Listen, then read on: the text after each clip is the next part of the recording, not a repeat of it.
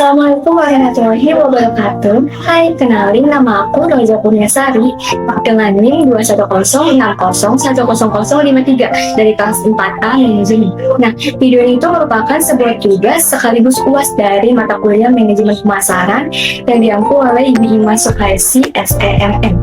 Nah, sebelum lanjut ke pembahasan materi selama satu semester ini nih, aku mau ngasih tau dulu sebab materi apa aja sih yang bakal dibahas. Nah, ini dia sumber-sumber materi yang bakal dibahas di video ini. Oke, langsung aja kita ke materi pertama, yaitu konsep dasar pemasaran. Konsep dasar pemasaran itu apa sih? Yaitu mengidentifikasi kebutuhan dan keinginan konsumen dan memenuhinya dengan produk atau layanan yang dihasilkan oleh perusahaan. Nah, apa aja sih aspek yang menjadi fokus dalam konsep dasar pemasaran? Yang pertama ada pemahaman konsumen, penggunaan produk, komunikasi yang efektif, dan kepuasan pelanggan. Jadi pada intinya, konsep dasar pemasaran ini mengarahkan perusahaan untuk fokus pada pelanggan sebagai pusat keputusan strategis. Kita masuk ke konsep 4P dan 7P. Nah, konsep ini tuh memberikan kerangka kerja yang penting dalam merancang strategi pemasaran. Oke, yang pertama ada produk. Produk ini harus dibuat secara cermat buat memenuhi kebutuhan sama keinginan pelanggan kita. Nah, hal ini tuh melibatkan pemilihan fitur, kualitas, merek, dan pengemasan sesuai dengan preferensi pelanggan. Aku kasih contoh, misalkan sebuah lipstick yang hadir dalam berbagai warna trendy, formula yang ringan, tahan lama, nyaman digunakan, dan juga memberikan hasil yang match. Setelah produk itu ada harga. Harga ini harus mencerminkan nilai produk atau layanan bagi pelanggan, sambil melihat faktor ekonomi dan juga permintaan pasar. Aku kasih contoh lagi, misalkan harga lipstick yang disesuaikan oleh posisi pasar, kualitas, sama persepsi oleh nilai konsumen. 3, ada tempat. Tempat yang tepat akan memudahkan aksesibilitas serta kenyamanan pelanggan dalam mendapatkan sebuah produk atau layanan.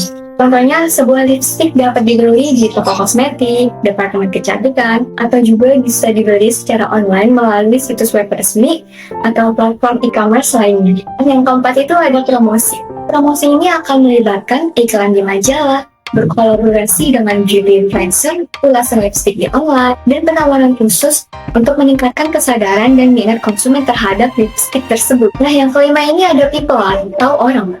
Nah, faktor ini tuh mencakup semua orang yang terlibat dalam proses pemasaran dan juga penggunaan produk. Salah satu contohnya itu, lipstick tadi tuh dapat melibatkan beauty influencer terkenal buat ngenalin produknya kepada konsumen dan memberikan saran penggunaannya melalui konten mereka. 6, ada proses. Nah, proses ini mengacu pada langkah-langkah operasional perusahaan untuk menyediakan produk atau layanan kepada konsumen. Contohnya tuh kayak perusahaan lipstick nih, menerapkan proses pengujian kualitas yang ketat buat mastiin bahwa lipstick yang dihasilkan itu memenuhi standar yang tinggi sebelum dijual ke konsumen. Lalu yang terakhir ada bukti fisik. Contohnya itu kayak produk lipstick nih, pakai kemasan yang menarik dan eksklusif, logo dan desain yang mencerminkan keindahan dan kualitas produk. Jadi pada intinya, konsep dasar pemasaran ini sebuah fondasi yang penting bagi perusahaan buat memenuhi kebutuhan pelanggan. Nah, dengan melalui pendekatan 4P dan 7P ini, perusahaan bisa merencanakan, melaksanakan, dan juga mengendalikan aktivitas pemasaran secara holistik. Sekarang kita lanjut ke pembahasan kedua, yaitu analisis pasar dan perilaku konsumen.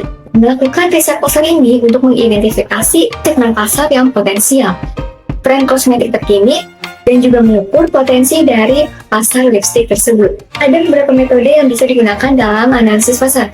Contohnya kayak survei pelanggan, wawancara, analisis data sekunder, observasi, dan riset pasar. Setelah kita melakukan analisis pasar, kita masuk perilaku konsumen. Perilaku konsumen ini kita itu menganalisis preferensi konsumen dalam pemilihan lipstick, termasuk juga preferensi warna, merek, tipe produk, harga, atau kebutuhan khusus. Nah, contoh-contoh perilaku konsumen. Yang pertama ada pembeli impulsif. Nah, ketika konsumen membeli produk atau layanan tanpa merencanakan sebelumnya, karena adanya dorongan atau hasrat yang tiba-tiba. Yang kedua ada kepercayaan merek. Ketika konsumen punya preferensi terhadap merek tertentu dan milih buat beli produk yang menggunakan merek tersebut. Yang ketiga ada pencarian informasi. Nah, ketika konsumen melakukan riset atau mencari informasi tentang produk atau layanan yang sebelumnya dibeli. Lalu yang keempat ada kesetiaan merek. Ketika konsumen beli produk atau layanan yang sama berulang kali karena merasa puas sama kualitas atau pengalaman beli sebelumnya. Nah, yang terakhir itu ada adopsi inovasi. Ketika konsumen menjadi pelopor dalam mengadopsi produk atau layanan baru yang belum banyak diketahui dan digunakan oleh orang lain. Setelah melakukan analisis pasar dan perilaku konsumen tadi nih, yang pasti kita juga melakukan promosi dan strategi komunikasi pemasaran. Strategi dan komunikasi pemasaran ini merupakan bagian penting dalam pemasaran yang dilakukan oleh perusahaan. Contohnya masih sama dengan produk lipstick tadi, misalnya melakukan promosi bundling dengan produk kecantikan yang lain, mengadakan kontes dan giveaway di media sosial, dan menyelenggarakan event khusus seperti peluncuran produk baru untuk mendorong minat konsumen dan pembelian untuk produk lipstick. Tujuannya tentu saja buat mengenalin produk ke konsumen dan juga meningkatkan kesadaran merek. Nah, untuk strategi komunikasi pemasaran ini merupakan rencana yang dirancang untuk menciptakan kesan dan mengirimkannya kepada target pasar dengan tujuan mempengaruhi perilaku konsumen dan juga mencapai tujuan perusahaan. Contohnya nih, kita pakai beauty influencer sebagai brand ambassador buat bikin kampanye dari penggunaan lipstick tersebut dengan menggunakan hashtag khusus, mengedukasi konsumen mengenai berbagai cara menggunakan lipstick dan juga berbagai gaya dari produk lipstick tersebut. Nah, setelah kita melakukan berbagai macam promosi dan strategi pemasaran nih, selanjutnya kita membangun branding dan citra merek terhadap produk kita. Masih dengan contoh yang sama, yaitu produk lipstick. Misalkan kita membangun citra merek dari makeover sebagai merek lipstick yang trendy, berkualitas, dan juga memenuhi kebutuhan gaya hidup yang modern. Tujuannya tentu saja untuk membedakan produk dan perusahaan dari pesaing dan juga memberikan kesan positif untuk konsumen. Dari samping branding, kita juga harus melakukan manajemen merek. Contoh mengelola elemen merek itu kayak logo, terus desain kemasan yang menarik, atau kampanye pemasaran untuk membangun kesan merek yang konsisten dan juga menggambarkan nilai produk ke konsumen. Nah, tujuannya adalah buat mastiin bahwa merek itu tuh terus tumbuh dan berkembang seiring waktu, serta tetap relevan dan menarik bagi konsumen. Nah, manajemen merek ini juga melibatkan pemantauan dan melindungi merek dari penggunaan yang tidak sah atau merugikan. Beberapa peran merek itu diantaranya nih, yang pertama bisa untuk membedakan produk. Nah, merek ini memberi identitas unik pada produk kita yang memudahkan konsumen untuk membedakan dan mengenali produk kita dari pesaing. Nah, yang kedua itu bisa untuk membangun kesetiaan pelanggan. Nah, konsumen itu akan cenderung memilih produk merek yang udah dikenali dan dipercayai daripada produk merek yang baru. Nah, yang ketiga itu memberikan nilai tambah pada produk.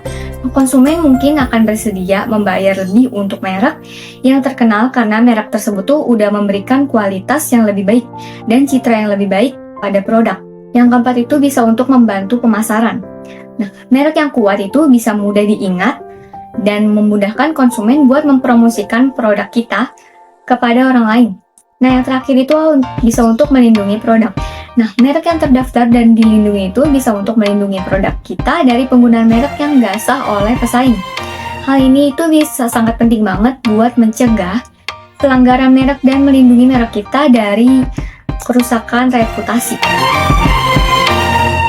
Kita masuk ke pembahasan materi pemasaran digital dan e-commerce. Pemasaran digital ini tentunya adalah penggunaan dari teknologi untuk mempromosikan produk atau layanan dari perusahaan kepada pelanggan. Misalkan penggunaan dari platform sosial media kayak Instagram, YouTube, atau sekarang TikTok untuk mengenalkan produk lipstick tersebut dengan cara kayak membuat tutorial make up, terus ulasan produk, atau beberapa foto dari penggunaan lipstick tersebut. Pemasaran digital ini ada kelemahan dan juga kelebihannya. Kelebihannya diantaranya, pertama, mudah terjangkau, lalu mudah terukur, dan juga lebih efektif dalam membangun hubungan dengan pelanggan. Sedangkan kekurangannya adalah persaingan yang tinggi, ketergantungan pada teknologi, dan keterbatasan pada pelanggan. Sekarang e-commerce. Transaksi yang dilakukan penjual dan pembeli itu dilakukan secara elektronik tanpa adanya interaksi fisik. Contohnya kayak meluncurkan situs web resmi dan menjual lipstick secara online melalui e-commerce kayak Shopee, Lazada, Tokopedia, dan lainnya, dengan memberikan foto produk yang menarik, deskripsi yang lengkap, dan juga testimoni pengguna untuk memberikan informasi kepada konsumen yang potensial. Jenis-jenis e-commerce itu bisa meliputi yang pertama ada business to business. Contohnya kayak Alibaba.com yang menyediakan platform untuk produsen dan grosir menjual produk mereka kepada pedagang lain. Nah, yang kedua ada business to consumer. Contohnya kayak Tokopedia, Shopee, Bukalapak, dan lain-lainnya. Nah, yang ketiga ada consumer to consumer. Contohnya kayak situs jual beli online seperti OLX, Kaskus, dan platform pemasaran lain kayak Fiverr dan Upwork. Yang keempat ada consumer to business. Contohnya itu kayak situs jual beli desain grafis seperti situs pengadaan jasa kayak freelancer, dan juga situs pembelian voucher diskon kayak situs Groupon. Nah, yang kelima itu ada mobile commerce. Nah, ini tuh toko online atau aplikasi belanja yang bisa diunduh di App Store atau Google Play. Nah, yang terakhir ada social commerce, contohnya kayak Instagram Shopping, terus Facebook Marketplace, dan TikTok Shop. Kita masuk ke materi layanan pelanggan. Nah, layanan pelanggan ini nggak kalah penting juga buat bangun hubungan jangka panjang dengan pelanggan dan juga memperkuat citra merek terhadap perusahaan. Nah, kita harus menyediakan saluran komunikasi yang mudah diakses, seperti layanan pelanggan melalui telepon, email, atau chat online untuk memberikan saran kepada konsumen, menjawab pertanyaan, dan juga menangani keluhan konsumen secara efektif dan efisien. Dalam layanan pelanggan, kita juga harus menjaga hubungan pelanggan yang baik. Nah, beberapa contoh hubungan pelanggan yang baik diantaranya itu yang pertama ada responsif dan tanggap. Nah, kita itu harus memiliki sistem dukungan pelanggan yang responsif dan cepat dalam menanggapi pertanyaan atau masalah pelanggan. Yang kedua ada personalisasi. Nah, contohnya kayak dengan cara mengirimkan penawaran khusus atau diskon kepada pelanggan berdasarkan preferensi mereka, sehingga menciptakan pengalaman yang personal. Nah, yang ketiga komunikasi terbuka. Menyediakan kanal komunikasi yang mudah diakses seperti layanan pelanggan 24 jam, chat langsung, atau media sosial untuk mendengarkan umpan balik pelanggan. Yang keempat ada layanan purna jual yang baik. Nah, seperti garansi produk yang jelas, terus perbaikan atau penggantian yang cepat kalau ada kerusakan, dan dukungan teknis yang tersedia. Nah, yang terakhir ada program loyalitas. Nah, pelanggan ini bisa mengumpulkan poin atau mendapatkan diskon khusus setelah beberapa kunjungan atau pembelian tertentu. Selanjutnya kita masuk ke materi inovasi produk. Nah, tujuan dari inovasi produk ini untuk memberikan nilai tambah kepada pelanggan, memenuhi kebutuhan yang belum terpenuhi, atau memberikan keunggulan yang kompetitif di pasar. Misalnya itu kayak melakukan penelitian secara terus-menerus untuk mengembangkan formula yang lebih inovatif. Misalnya formula lipstik dengan kandungan pelembab atau perlindungan UV. Di samping inovasi, kita juga harus melakukan manajemen produk baru. Contohnya, meluncurkan edisi terbatas dari lipstik dengan menggunakan desain kemasan yang eksklusif atau kolaborasi dengan desainer terkenal untuk menciptakan keunikan dan juga minat konsumen. Nah, dapat kita ambil kesimpulannya bahwa dari mempelajari materi manajemen pemasaran ini adalah untuk mendapatkan pemahaman yang lebih baik dalam mengelola aktivitas pemasaran untuk mencapai tujuan organisasi. Nah, pemasaran ini juga penting untuk meningkatkan kesadaran merek, membedakan produk dari pesaing, dan juga mempengaruhi persepsi konsumen terhadap suatu produk. Dalam penerapannya, pemasaran juga penting. Tanpa pemasaran yang efektif, produk mungkin nggak akan dikenal oleh pelanggan yang potensial, dan bisnis bisa aja kehilangan peluang buat memenuhi kebutuhan pasar. Dan manajemen pemasaran ini juga melibatkan perencanaan, pelaksanaan, pengawasan strategi, dan taktik pemasaran yang bertujuan untuk mempengaruhi perilaku konsumen, memperluas pangsa pasar, dan meningkatkan keuntungan.